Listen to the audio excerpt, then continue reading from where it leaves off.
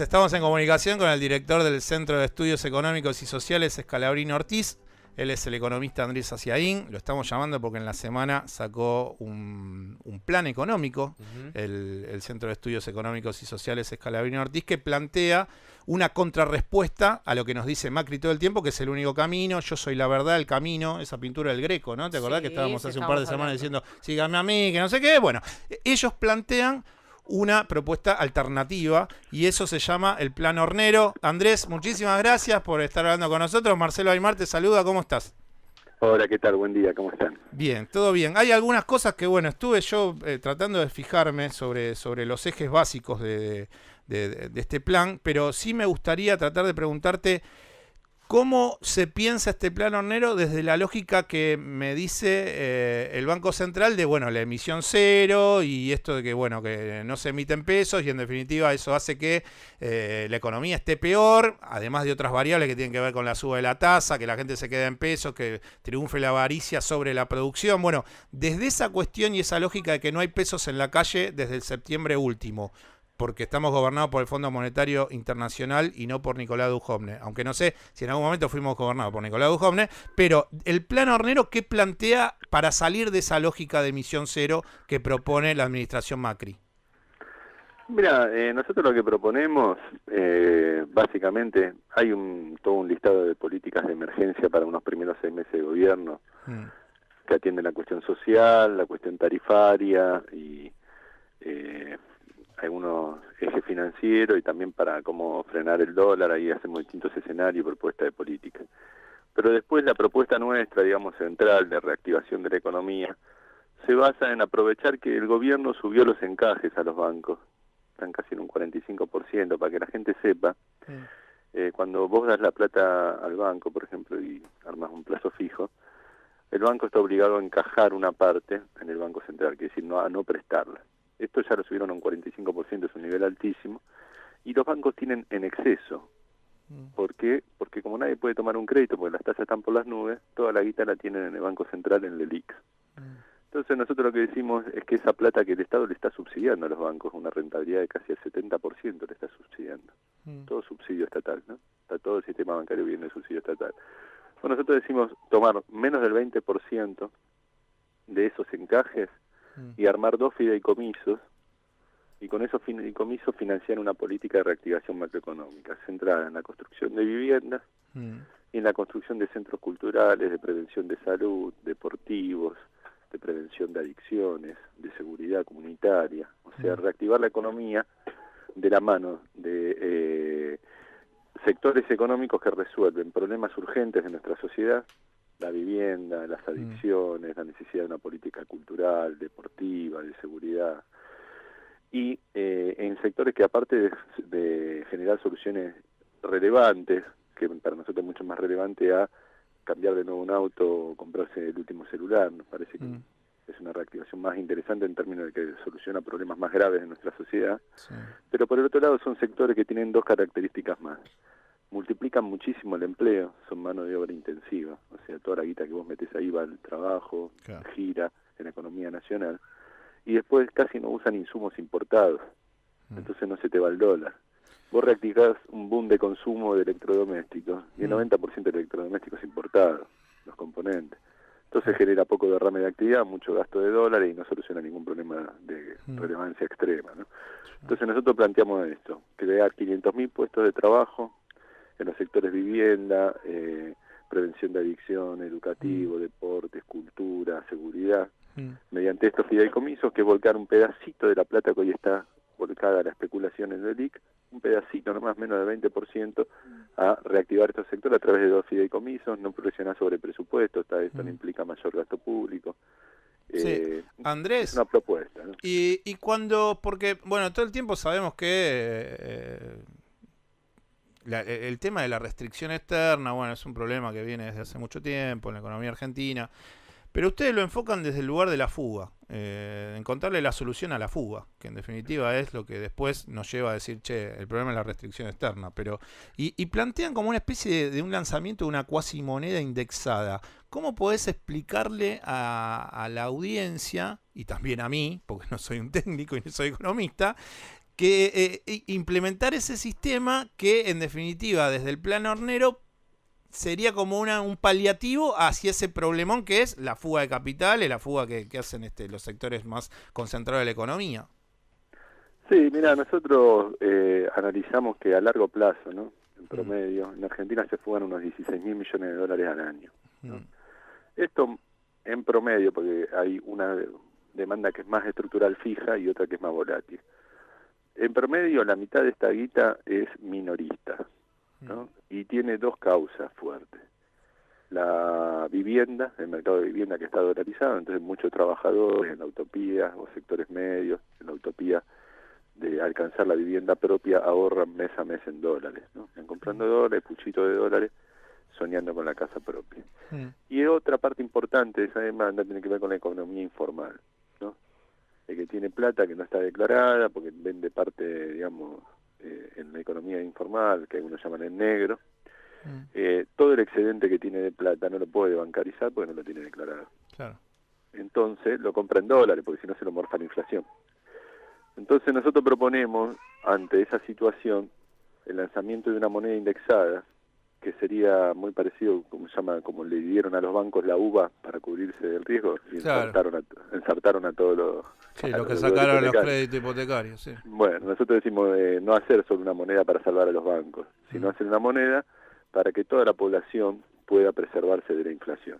Una moneda que circule, como circularon en su momento las cuasimonedas, pero en realidad, en vez de ser una moneda débil, como eran esas, esta sería una moneda fuerte, que esté indexada por precios, o sea, se actualice por la evolución de los precios. Proponemos que los precios los mida una entidad independiente, o sea, un organismo independiente con presencia de la oposición, los sindicatos, las cámaras empresariales, para eliminar dudas sobre su trucheo. Y después complementar esto con ciertas regulaciones en el mercado inmobiliario y en la compraventa de dólares. Básicamente planteamos ampliar el spread con un impuesto a la compraventa de dólares, que en realidad la compra, que te encarezca un poco cuando vos vendés y después tenés que volver a comprar, vender, comprar, pierdas en ese manejo. Y en paralelo le pones a circular esta moneda donde el spread sea muy bajo, entonces vos comprando y vendiendo no perdés. Entonces vos tenés un negocio de la economía informal, que necesitas todo el tiempo estar comprando y vendiendo dólares, y ves que al tiempo, ¿no? Porque esto son cosas que solo la costumbre y el éxito se garantiza cuando duran un tiempo y ves que nadie te caga, ¿no? Básicamente. Bueno, cuando vos ves que durante mucho tiempo que perdés guita comprando y vendiendo dólares, de manera que tenés un negocio semiformal, ¿no? Con una parte informalizada, no declarada, y ves que tenés una moneda dura, que funciona igual, que te permite conservar el valor de tus ahorros y que no perdés esa diferencia, con el tiempo creemos que se va a poder lograr instalarlo como un uso y costumbre. Sí. En el mercado inmobiliario decimos acompañarlo de ciertas medidas, por ejemplo, que tenga que ser mediante un pago por boleto electrónico y en esa moneda, y lo mismo, si vos usás los dólares y tenés que comprar la moneda y después volver a venderla, etcétera, etcétera, perdés ese spread con un impuesto, y facilitar de esa manera el uso y costumbre a través del tiempo, viendo que funciona, que no te cagan, que cumple la misma función que el dólar para cosas que no se necesitan dólares. Pues nosotros todo esto parte de una realidad. Para hacer comprar y vender una casa en la Argentina con ladrillo argentino, tierra argentina, mano de obra argentina, no necesitan dólares. Y para manejar un negocio informal en la Argentina tampoco. Entonces, esa necesidad ficticia de dólares que está generada en una moneda nacional que se desvaloriza y en la falta de un instrumento competitivo con el dólar, nosotros decimos, bueno, creemos ese instrumento competitivo y desalentemos mediante ciertas regulaciones e impuestos el uso del dólar. Y de esa manera pensamos que se puede reducir, el ideal sería casi la mitad de la fuga, ¿no? Pero ponerle un poco menos. Un 30, un 40%, igual es mucha plata, de 16.000 millones, estamos hablando de 6.000 millones de dólares al año, ¿no? Una cosa. Andrés, que si se logra, nosotros empezamos el programa de hoy haciendo un aniversario que era, bueno, hoy se cumple 11 meses y 5 días de Nico Dujovne diciendo después de Mauricio Macri, 8 de mayo al mediodía, arreglamos la primera charla con el fondo. Bueno, no sabía muy bien, él salió a decir arreglamos con el fondo, después en realidad ni los propios funcionarios del fondo sabían lo que había dicho Macri en menos de un minuto. Bueno, entonces empezamos con un audio de Nico Dujovne hablando de eso, y para mí en el último tiempo Dujovne tiene como 3 temas, que es, nosotros íbamos a hacer Venezuela, nosotros tenemos que seguir por este acuerdo con el fondo que nos va a llenar de éxitos, y el último punto tiene que ver con la cuestión del déficit fiscal. Entonces, quería hacerte escuchar un corte de audio de una entrevista que dio el ministro en A Dos Voces hace unos días, en donde habla básicamente sobre el problema que tenían ellos sobre el déficit fiscal, y después te quiero hacer una pregunta cortita sobre eso. ¿Lo podemos escuchar? Vale, cómo no. La deuda que hemos tenido que emitir en estos años es el reflejo del déficit que nos dejó el kirchnerismo, en un contexto en el cual hemos dejado de emitir dinero desde el Banco Central para el Tesoro y vaciar las reservas del Banco Central, y el déficit lo financiamos con deuda como hacen todos los países normales. Ahora, esa deuda que emitimos es el reflejo del déficit que tuvimos en el pasado. En la medida en que dejemos de tener déficit y pasemos a tener superávit, la deuda no solo deja de subir, sino que va a empezar a bajar. La pregunta creo que es, y que muchos quieren trasladarte y yo me hago cargo de eso, ¿por qué se endeudaron tan pronto? No, mira, acá hay un falso argumento, ¿no? Acá se presenta que nos endeudamos para financiar el déficit fiscal. Mira, si fuera por eso hubieran emitido moneda nacional. Nos decían, no, eso genera inflación. Amigo, estuviste emitiendo deuda y la inflación se fue del 20 al 50%. Entonces, claramente el problema de la inflación no pasaba por ahí, ¿no? Porque si decían, no, la inflación era por emitir. Estos dijeron, bueno, para no emitir, porque el argumento fue ese, ¿no? Hay déficit fiscal, pero no lo vamos a financiar emitiendo como el kirchnerismo, decían ellos. Sí. Vamos a tomar deuda para que no haya inflación. Bueno, estoy esperando a ver cuándo se fue la inflación. Pasaron 3 años y medio de tomar deuda y la inflación sigue peor que antes. Entonces, primer punto, un falso argumento, la inflación no era por la emisión interna. Entonces, la toma de deuda tampoco era para evitar la inflación que hubiera implicado emitir. En realidad, el Estado lo endeudaron en dólares, cuando el Estado, el gasto y el déficit eran pesos, ¿no? Tenía que pagar jubilaciones, tenía que pagarle a los maestros, tenía que hacer obras, gasto en pesos. ¿Por qué lo endeudaron en dólares? Y acá viene la realidad, el verdadero problema de la economía argentina, ¿no? Que tenía, y la verdadera herencia, si querés, pesada o costosa que había dejado el kirchnerismo. El kirchnerismo había chocado con un límite de falta de dólares, por eso había cepo, etcétera, etcétera. Entonces, ¿cuál fue la estrategia política de este gobierno? Fue acordar con los fondos buitres y endeudar al Estado, pero no para financiar el déficit en pesos, que lo podían haber financiado emitiendo monedas. Endeudaron al Estado para que el Estado consiguiera los dólares. Entonces el Estado compraba un crédito en dólares, iba al Banco Central, le vendía los dólares, a cambio le emitía pesos. Imagínate que ahí estaba la emisión, hubieran emitido pesos directamente. ¿Pero por qué entonces tomaban dólares, se lo vendían al Banco Central y emitía pesos? Porque después el Banco Central usaba esos dólares para financiar el déficit comercial, el déficit de turismo, la fuga de capital, etcétera, etcétera. ¿Qué quiero decir? Que en realidad endeudaron al Estado en dólares para conseguir los dólares que faltaban en la época de Cristina, ¿no? Por lo que había cepo, por lo que había restricciones a la importación, por lo que había distintas cosas. Estos tipos no solucionaron el problema real, que era el déficit energético, el déficit industrial, la falta de una infraestructura turística, la falta de un instrumento de ahorro en moneda nacional, la falta de regulaciones para controlar la fuga. No solucionaron ninguno de esos problemas. Simplemente empezaron a endeudar el Estado como loco en dólares y entonces decirle a todo el mundo, acá están los dólares, acá están, vieron que el populismo no sabía conseguir dólares, nosotros los conseguimos, miren cuántos dólares hay, el central está lleno de dólares, qué bien que somos, mejor equipo en 50 años. Todo verso, estaban tomando guita prestada, usando el Estado como el instrumento para conseguir esas divisas. Cuando obviamente se le acabó esa changa de seguir endeudando al Estado, estaban en problemas. Claro. Y viene el FMI, ¿no? Nos mandan a hablar con el FMI. El FMI le pone la plata, pero le dice, la plata que yo pongo es pura y exclusivamente para que ustedes cumplan con los pagos de la deuda que tomaron. Y acá viene un punto importante. Aun cuando el Estado logre equilibrar sus cuentas, supongamos que alcancen el déficit cero, sí. Nico Duhovne dice, no necesitamos más deuda. Mentira.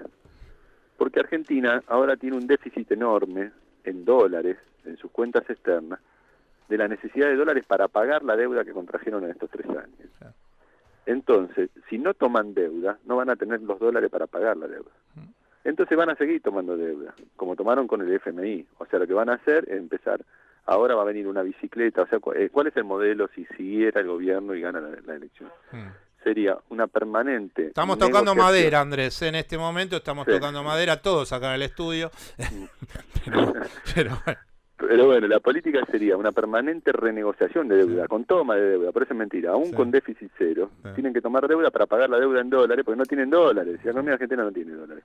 Pero aparte, Entonces, Andrés, es muy escuchar ese audio con el que abrimos el programa de hoy. Él habla 2 veces de, es una línea de crédito preventiva, nosotros lo que pedimos es un financiamiento preventivo, o sea, una mentira desde el principio, porque él decía, bueno, nos prestan esto para que nosotros, el mundo y los mercados sepan que somos más consolidables. Para prevenir el default. Claro, pero... el default porque no tenían con qué pagar. Pero de preventivo terminamos a que Lagarde diga que, bueno, que nosotros no podemos darle la espalda al trabajo que hemos hecho. Bueno, las barbaridades que dijo Christine Lagarde esta semana pensando que, bueno, que compró la Argentina, cuando en realidad creo que le dijo Agustín Rossi, no, nosotros no, o Felipe Solá, no compró la Argentina, señora, usted nos prestó plata, nada más.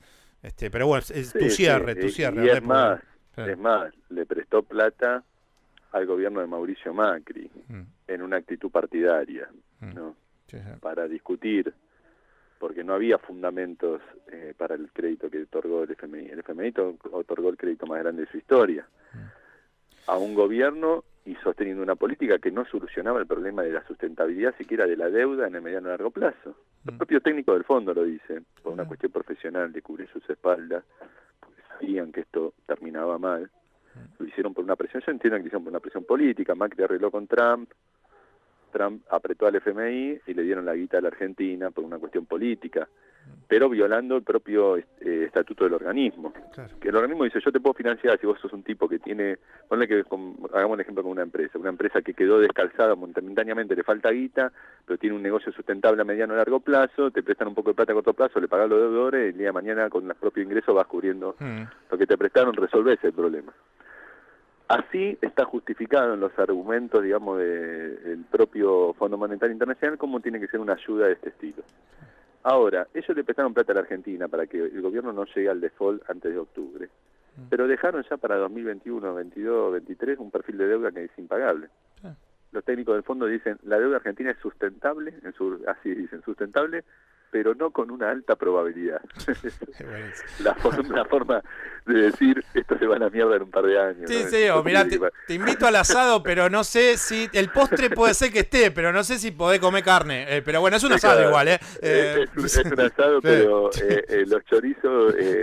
están viniendo, están viniendo. Baja probabilidad. Andrés, no, la verdad que no. Bueno, no sé, es seguir, es sábado. Tratemos de no enojarnos tanto. Yo te agradezco como siempre por estos minutos. Te mando un abrazo y bueno, gracias por el trabajo que haces, por clarificar la economía como te escucho, por suerte en un canal que es C5N, que también es uno de los medios que intentamos decir lo que está pasando en este país y bueno, así que me pone contento verte, saber que le está yendo bien el trabajo económico al Centro Scalabrini Ortiz. Bueno, nada, te mando un abrazo, buen fin de semana y estaremos hablando durante el año. Dale, muchísimas gracias a vos, saludos a los oyentes y bueno, esperemos que las cosas vayan para mejor. Ojalá, estamos haciendo fuerza. Te mando un abrazo. Dale, bien. Chau, chau. Quien estaba hablando con nosotros era Andrés Aciaín, economista, y además es el director de, vamos a decirlo bien, lo tengo por acá, del Centro de Estudios Económicos y Sociales Scalabrini Ortiz, se llama CESO, y bueno, estuvimos hablando sobre economía argentina.